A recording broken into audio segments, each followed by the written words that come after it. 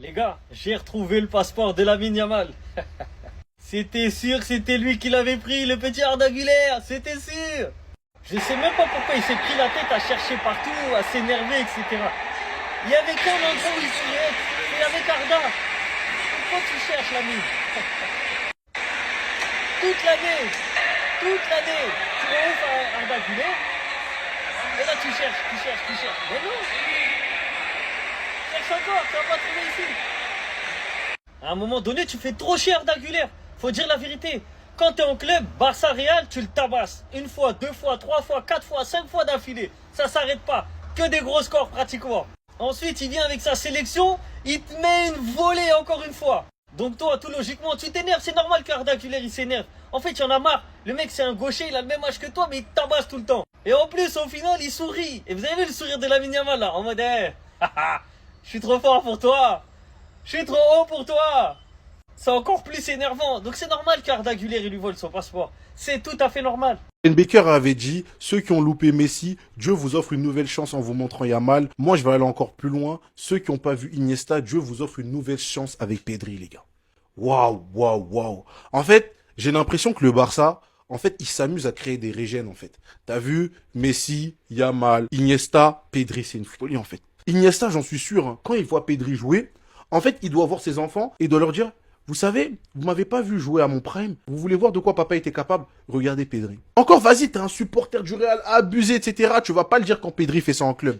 Mais là, en Espagne, frérot, le match, il nous a sorti hier contre la Turquie. Eh les gars, j'étais en mode, waouh. En fait, il y a vraiment des joueurs, t'as capté? En fait, j'ai l'impression limite, le football, c'est en eux. Pedri, c'est le football. En fait, si t'aimes pas Pedri, t'aimes pas jouer au foot. En fait, tu peux pas aimer jouer au foot, genre, qu'est-ce que t'aimes au final? Parce que c'est un autre sport que t'apprécies si t'aimes pas Pedri. En fait, je te jure que c'est aller contre nature de dire, j'aime le football, mais j'aime pas Pedri. En fait, t'es un malade, t'es un psychopathe. Ce mec-là est beaucoup trop fort et, waouh, les gars, je suis bluffé devant la performance. Je suis bluffé, je me dis, Vous montrer pourquoi avec ce Coutinho 2017-2018 à Liverpool, on est sur l'un des plus grands what-if de l'histoire du foot et ça aurait tout changé. Étant Coutinho en première ligue, il a une note de 8,1 à la mi-saison.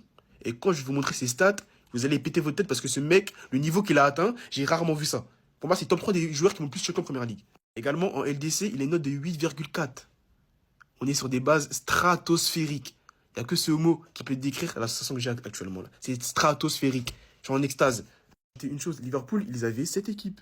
C'est quoi cette équipe de fils de chien? L'armada offensive, il y a Mané qui était en pétard. Il y avait Salah qui sort la saison d'une vie. Il y a Firmino qui également sort la saison d'une vie. De toute façon, je vais vous montrer les stats. Après, il y a Coutinho qui, sur ce début de saison, était vraiment l'un des meilleurs joueurs du monde. Et de loin, top 3 largement. Mohamed Salah qui te sort une saison typique de la Messi Cristiano Ronaldo. Je suis désolé, 52 matchs, 44 buts, 14 passes décisives. En première ligue, 36 matchs, je crois 32 buts, 14 passes D. T'as Salah qui te fait cette saison. T'as Bobby Firmino qui en CL, en 12 matchs, il a 18 GA, 10 buts, 8 passes D.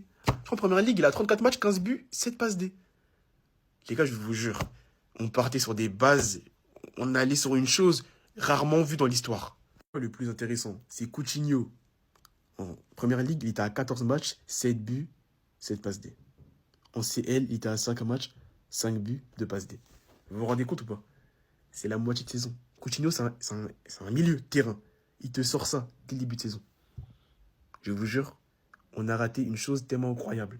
Moi, je vous dis que tous les fans de Liverpool, ils vont encaisser mes dires. Si Coutinho, il reste dans cette équipe, il ne part pas au Barça, je vous le jure, on aurait assisté à une chose, en fait, comme un empire romain, le Jules César. Liverpool aurait écrasé toute la concurrence. Ils auraient fait des choses inconcevables. Et ça aurait été top 3 des meilleures équipes de l'histoire. Moi, je lui ai dit. Hein. Et Coutinho, son niveau, qui était fort, je me rappelle très bien, c'était du jamais vu. Son niveau, voilà, moi, je lui ai dit, son niveau, j'ai presque jamais vu ça. Coutinho, pourquoi t'es parti au Barça? Alors, je suis barcelonais de pure souche. Et pourquoi t'es parti au Barça? Les gars, je sais pas ce que vous pensez de Memphis Depay, mais là, il vient de devenir le meilleur buteur de l'histoire des Pays-Bas. Et c'est un exploit de fou pour moi, ce qu'il vient de faire. Parce que autant en club, il a une carrière qui est vraiment très moyenne et qui ne reflète pas du tout le talent qu'il avait au début. Mais en sélection, ce qu'il vient de faire, c'est très fort, les gars. Il vient de dépasser des joueurs comme Van Persie, Huntelaar, Kluivert, Bergkamp, sans parler de Van Nistelrooy, de Van Basten. Donc c'est un exploit énorme. Quand t'entends les noms qu'il y a derrière lui, c'est incroyable. Depay, c'est le genre de joueur qui a une meilleure carrière en sélection qu'en club. Normalement, ce mec-là en club, il aurait dû nous donner beaucoup plus. Je suis désolé, quand il était au PSV, il était vu comme un crack générationnel. Malheureusement, il est parti dans un club maudit comme Manchester United, qui lui ont tué tout le reste de sa carrière. S'il n'avait pas été à Manchester United, le mec, il aurait eu une carrière de fou.